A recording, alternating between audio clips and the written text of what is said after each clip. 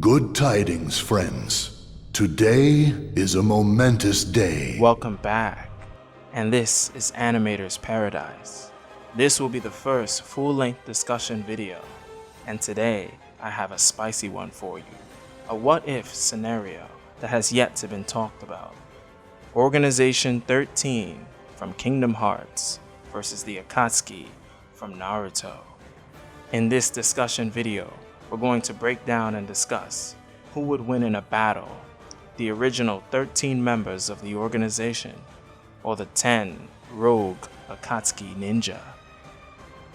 This video will be broken down into two parts, the general abilities of each group and their combat dynamics, and later the various individual matchups with similar affinities and who'd likely win, like Marluxia versus Hidan, two scythe users with instant kill abilities. So let's begin. Let's start with Organization 13, my favorite boys in black, and Larxene of course.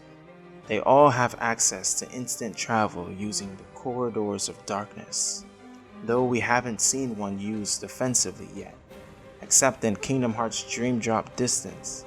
Axel did throw his chakrams through one at Maleficent in order to save Minnie, so they definitely can be used for combat purposes in addition to fast travel and retreats. But we can get back to that point a little bit later, because there is a specific member of the organization that does use it a bit more effectively, though this isn't an Organization 13 exclusive ability. This can be used by anyone who sides with the darkness. So now, I would like to discuss the weapons and abilities of each member of the organization. Starting off with the leader, number 1, Xemnas, the superior, and his power over nothingness, and his ethereal red sabers. Xigbar, the free shooter, power over gravity, and dual-wielding guns. Zauden, the whirlwind lancer, power over wind and 6 lances. Vexen, the chilly academic, power over ice and a large shield.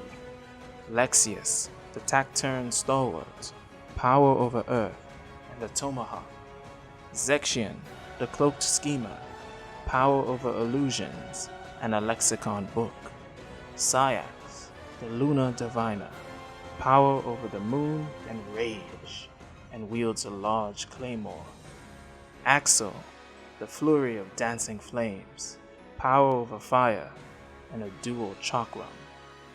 Demyx, the melodious nocturne, power over water, and a sitar. Luxord, the gambler of fate, power over time, and magical playing cards. Marluxia, the graceful assassin, power over nature, and wields a scythe. Larxene, the savage nymph, power over lightning, and wields 8 knives. And finally, Roxas, the key of destiny, power over light, and wields dual keyblades. Each member has general access to chakra, the energy system of the universe, that allows one to use ninjutsu, genjutsu, and taijutsu. Most ninja carry ninja tools, such as kunai, shuriken, smoke bombs, paper tag bombs, and even wire. With that out of the way, let's start with the names and general abilities of each member, starting with Pain, or Nagato, leader of the Akatsuki, power over 6 paths, and wields the Rinnegan. Konan, ally to Nagato, power over paper, and wields paper bombs. Orochimaru, rogue ninja of the leaf, very versatile in ninjutsu, and a genius. Sasori, a puppet master and a rogue ninja of the sand. Deidara, mastery of ninjutsu, and generally uses bombs. Itachi Uchiha, child prodigy, highly skilled in genjutsu and illusions. Kisame Hoshikage, mastery over water-style ninjutsu, wields a rare chakra-eating sword called Samehada. Hidan, an immortal with instant kill abilities, wields a scythe and a very powerful ninjutsu user. Kakuzu, partner to Hidan, has 5 hearts for 5 lives, master of each chakra nature, very skilled in taijutsu. And lastly, the shadow leader of the Akatsuki, Tobi or Obito, who wields a space-time Sharingan and is skilled in fire-style jutsu, having Hashirama cells and access to insane physical strength. But for the sake of this video, I won't be counting his Jubi Ten Tails form. With the introduction of both groups out of the way, let's get into this death battle. This is an interesting one, because Organization 13 tends to fight alone in 1v1 battles, and the Akatsuki usually moves in a 2-man cell that revolves around synergy at times. But for this case, I'll keep it to a one-on-one battle, and name some interesting matchups based on similar abilities, counters, and feats from the respective shows and video games. Starting with Xemnas vs. Pain. Xemnas is quite the contender. He has the most abstract power in his group, the power over nothingness, which is basically everywhere, where something is not.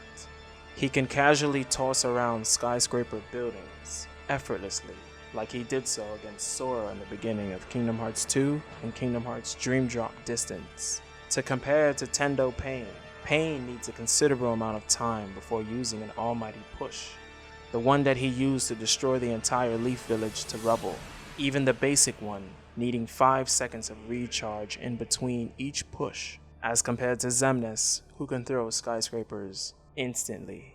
To further prove this fact, you can just look within the video games. When Xemnas is on his last legs, he does not throw skyscraper buildings, but he uses his red lasers, and that is his final limit ability. Every member of the organization, when they have taken a considerable amount of damage, they have this final limit ability, in which the intensity of the battle gets harder. So when it comes to power, Xemnas takes the cake. But as I mentioned earlier, the organization all has access to fast travel via the corridors of darkness. It hasn't yet once have been used offensively. However, Xemnas is the only exception. He uses it in his initial fight against Sora to reposition himself. It has already been seen and shown that Xemnas has insane speed, using a Dragon Ball Z-like teleportation when he intercepted Mickey, who tried to stop Xehanort from taking Sora's body in Kingdom Hearts Dream Drop Distance. He basically choked Mickey out at light speed. But no single Path of Pain has ever been shown to move at superhuman speed, or even have instant teleportation that is spammable. Though it would be difficult for Xemnas to take on all 6 Paths of Pain at once, I do think that Xemnas has the upper hand for speed and power, so I have to give this one to Xemnas. Next up is a battle between Scythe users, the Grim Reapers who symbolize death, Hidan the Immortal, and Marluxia, the graceful assassin.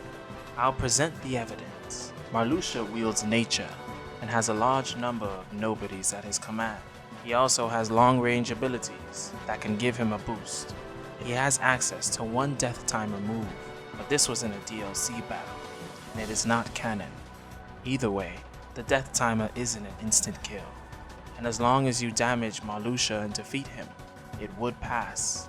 As for the conditions of the timer, these are unknown. The ability was never used in a story or cutscene. Hidan, however, has the upper hand in both ability and durability, so as long as he keeps his head on his shoulders, Hidan only would need to wound Marluxia once and get his blood, and Marluxia loses the fight. In a long, drawn-out battle, Hidan is bound to land a hit. Hidan is also very skilled with his scythe. Nothing Marluxia can throw at Hidan will put him down for good if he doesn't strategize. So overall, Hidan of the Akatsuki takes the victory. Next up is XIII, the Cloak Schema, versus Itachi, a prodigy, a Sharingan user, known for strong ocular and visual abilities. Both of these guys have access to serious illusions, or genjutsu. XIII's illusions go a little further though, because he can physically alter his body like a clone of some sort. But Itachi's Tsukiyomi is all mental, though the incapacitation can lead to certain death in the physical world. XIII is not much of a combatant and isn't known for his physical ability or combat. He is among one of the youngest and weakest members of the organization. However, he is known for his tactics, his genius, and his mind, just like Itachi. Itachi also isn't too known for his physical feats. However, Itachi doesn't only have access to visual techniques and illusions, he also has access to a perfect defense and offense. The Susanoo, he has access to a very strong ninjutsu, Amaterasu, black flames that never go out. And he's also highly skilled in fire style ninjutsu, as well as being a master with ninja tools, specifically kunai and shuriken. So Itachi has so much more in his arsenal than just genjutsu or illusions. So I believe in a battle against XIII, Itachi is the clear winner. So I would like to say, if you like the content, this is the time to like and subscribe. Based off the feedback on this video, I will decide to make a part 2 with more matchups and more in-depth video evidence. I might even do a death battle like animation. As for now guys, let me know what you think in the comments down below. Do you agree with my verdicts? And until next time, Animator's Paradise, out.